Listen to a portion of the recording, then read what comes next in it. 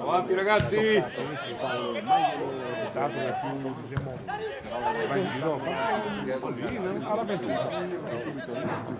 Quanto riguarda la formazione del Porto Mansuè, adesso entrano un po' tutti, il primo palo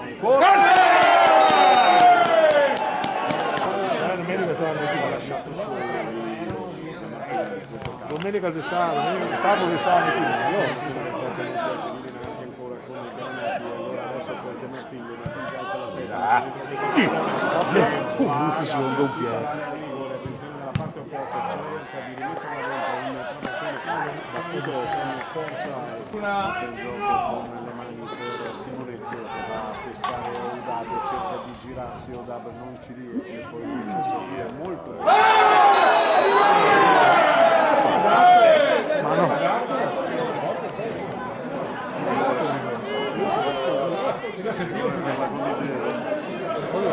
Minuti di gioco,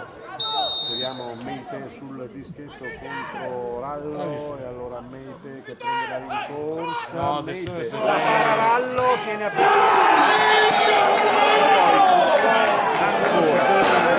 interessante perché fa bene sia la fase offensiva che quella difensiva, come abbiamo visto in questo caso, sventaglia ma non c'è il tempo.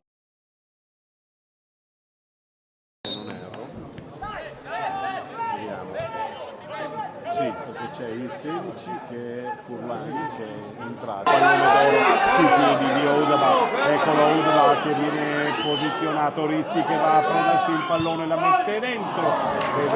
provato, non so se avesse voluto